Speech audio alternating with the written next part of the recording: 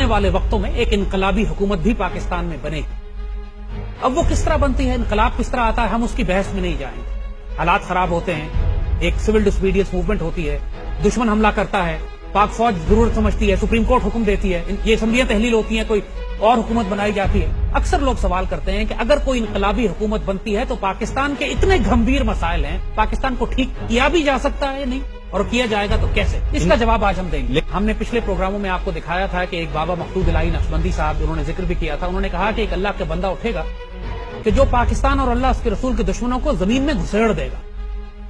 بہت سارے بزرگوں نے نوائے وقت میں آرٹیکل چھپے ہیں، بہت سارے بزرگوں نے اور باتیں بھی کہی ہیں۔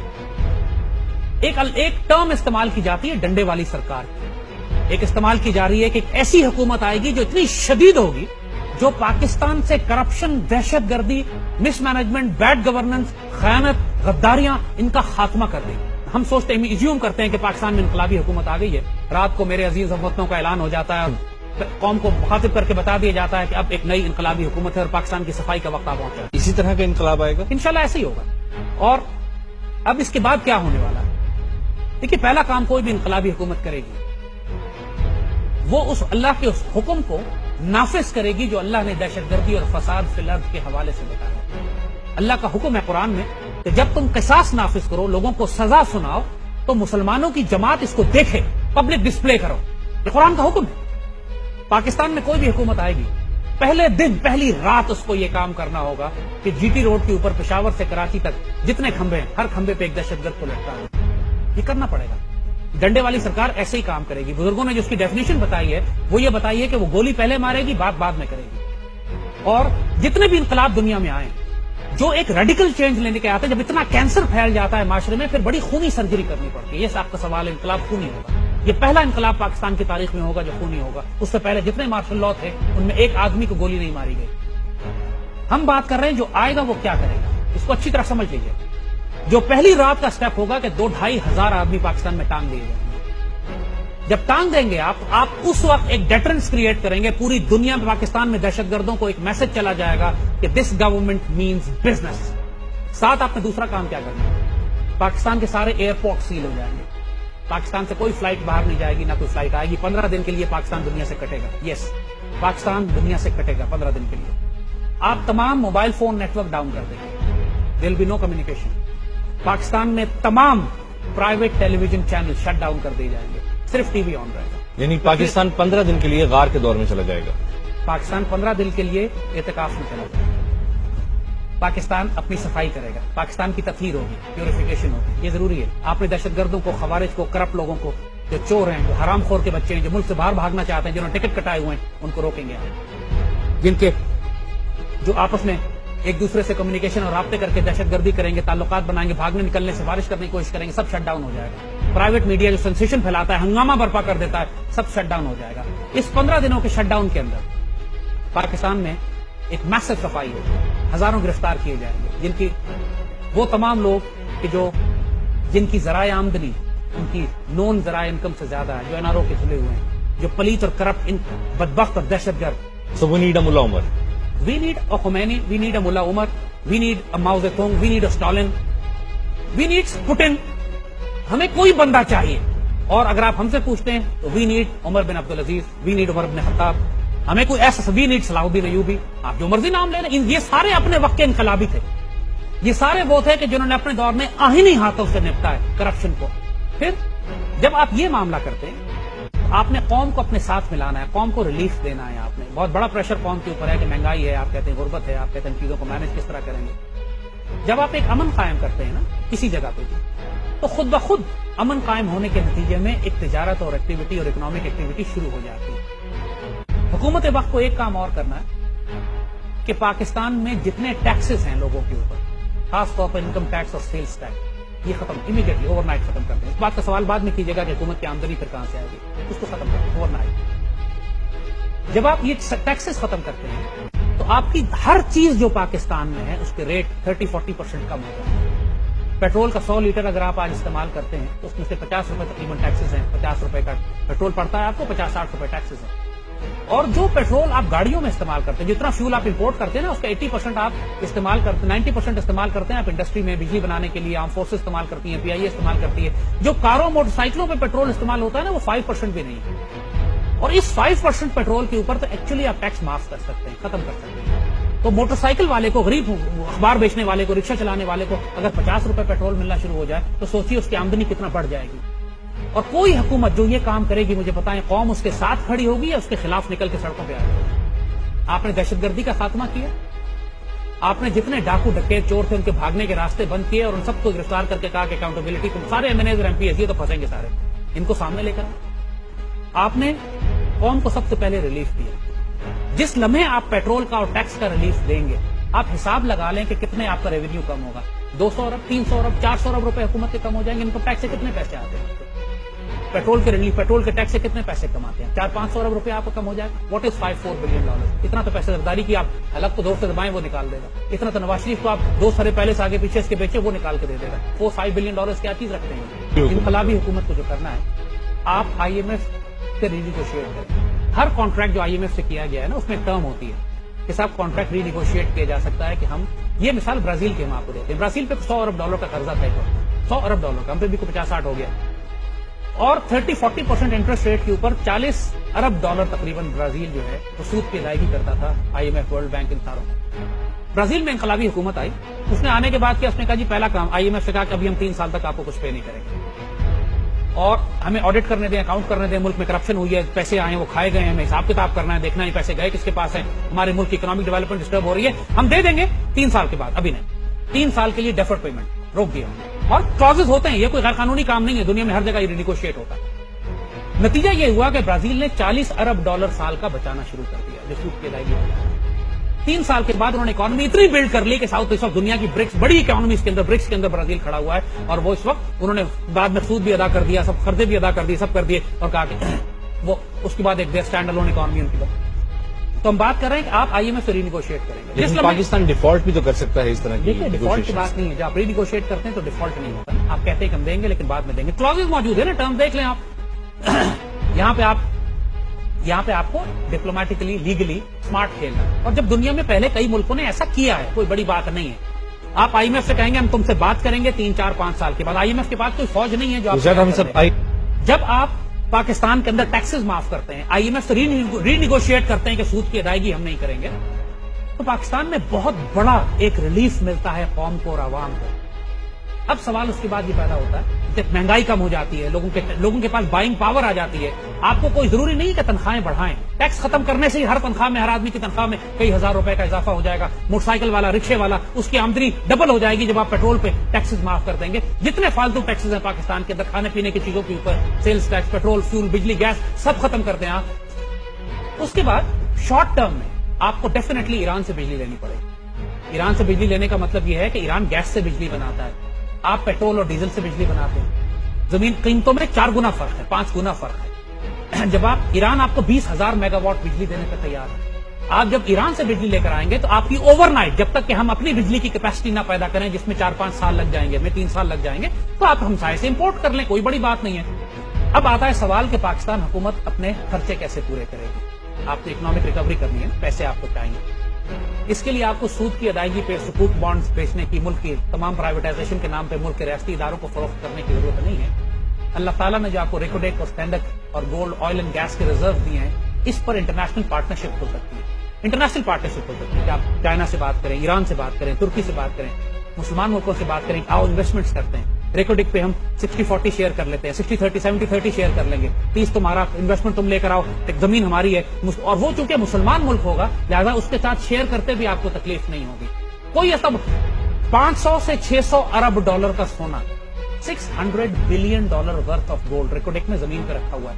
آپ راتوں رات اس ایگریمنٹس کر کے ایران کے ساتھ، ترکی کے ساتھ، چائنا کے ساتھ بھی ایون بے شک کر لیں، دوست ملک ہے، آپ مسلمان ملکوں کے ساتھ انویسٹرز، انٹرنیشنل انویسٹرز کنسورشیم بنا لیں، اور لیکن اس کو مسلمانوں کے اندر لمٹ رکھیں تاکہ اس کے نفع منافع جو ہے مسلمانوں میں جائے گا. پیسے بہت ہیں مسلمانوں کے پاس، ریکوڈک کے لیے سب لے کر آئے گے. سوچیں کہ اگر 30-40-50 ارب ڈالر کا آپ ایک فنڈ بنا لیتے ہیں گولڈ ریزرو کو کولیٹرل رکھ کے، تو بھئی یہ گولڈ ریزرو ہمارے ہیں، ہمارے پاس ہیں، یہ آپ کی ملکیت ہوگی، آپ کے شیئرز ہوں گے اس کے اندر، کیش نقد تو آپ کے ہاتھ میں اوور نائٹ آ جائے گا.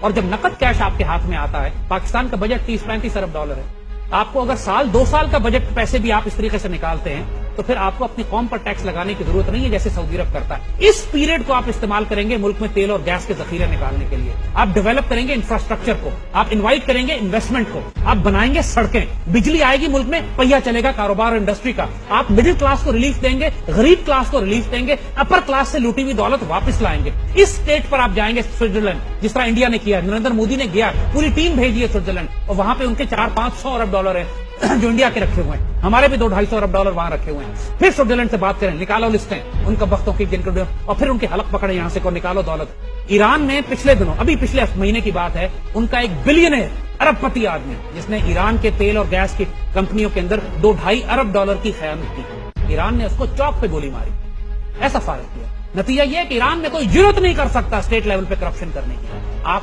چائنا کے اندر جس آدمی کو سڑکیں بنانے کا ٹھیکہ دیا گیا، اس نے سڑکوں کو کرپشن کی، بارش ہوئی سڑکیں ٹوٹ گئی. ماؤ زے تونگ نے اس ٹھیکیدار اور اس مالک کو سڑک پہ لٹایا، اوپر بلڈوزر چلا دیا، یہ اس سڑک کے اندر دفن ہو گیا وہ آدمی. اس کے بعد پورے چائنا میں سڑکیں ٹھیک بنتی. بات یہ کہ یہ کرنا پڑے گا. جو آپ پاکستان میں 10 نون کرپٹ آدمی جو نون کرپٹ ہے، جو ہر طرح سے جن کے بارے میں فیصلہ ہو چکا ہے چاہے کوئی بھی ہو، ان کو اسلام آباد کی، لاہور کے، پنڈی کے چوکوں پہ پھانسی لٹکا رہے ہیں، اور اس کے بعد اعلان کرتے ہیں ایوب خان کی طرح کہ جس نے کرپشن کی ہے خود پیسے لے کر آ جائے واپس. اگر ہم نے تلاش کر لیا تو ہم اس کے پورے خاندان کو دربدر کر دیں گے، اس کو پھانسیاں لٹکائیں گے. یقین کریں آپ کو کم از کم 100-200 ارب ڈالر لوگ گھر پہ لا کے جمع کرائیں گے، لیکن ڈنڈے والی سرکار چاہیے. آپ کو پولیٹیشین لٹکانے پڑیں گے. آپ جو آرمی نے لکھ کے دیا ہے کہ پاکستان کے دہشت گرد میڈیا میں، پاکستان کی میڈیا میں انڈین ایلیمنٹس موجود ہیں، آپ ان کے ٹاپ 10 آدمی پکڑیں جو کھلم کھلا انڈین ایجنٹس ہیں، جن کے خلاف کیسز ہیں، جن کے بارے میں آرمی لکھ کے دے چکی ہے، جن کے ثبوت موجود ہیں، انقلابی عدالت ان کا فیصلہ کرے، ان کو چوکوں پہ لٹکا دے. پاکستان کا پورا میڈیا سیدھا ہو جائے گا. اس میں جو ریٹائرڈ جنرلز ہیں ان کو بھی لٹکایا جا آپ سکتا سب ہے. کو لٹکائیں، کسی کا لحاظ نہ کریں، کسی کو نہ چھوڑیں، کرنا پڑے گا نا. آپ نے ترکی میں اب جو اردوغان کی حکومت آئی ہے، اس نے سارے پرانے فوجی جرنیل جو سیکولر تھے، امریکن اور CIA کے ساتھ مل کے اسلامی حکومت کے خلاف کو کرتے تھے، سب کو اندر کر دیا. کر دیں آپ بھی. کرپشن معاف نہیں ہوگی، کرپشن معاف نہیں ہوگی. جب آپ دیکھیں شروع کرتے ہیں اوپر سے، جب آپ زرداری کو پکڑیں گے، نواز شریف کو پکڑیں گے، اسفندیار ولی کو پکڑیں گے، الطاف حسین کو پکڑیں گے نا، پھر آپ نیچے جس پہ ہاتھ ڈال دیں کوئی اعتراض نہیں کرے گا. یہ انقلابی حکومت کب تک رہے گی پاکستان؟ دیکھیے انقلابی حکومت جس طرح کے اگر یہ کام کرے گی نا، پھر تو میرا خیال ہے کہ لوگ خود اس کو کہیں گے کہ تم 100 سال رہو، ان پالیسیز کو چلاتے رہو.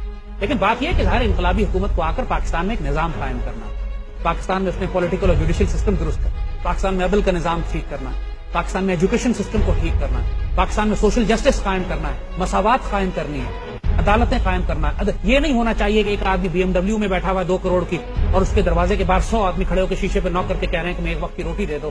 یہ جو دولت کی غیر منصفانہ تقسیم ہے، یہ ختم کرنی ہے.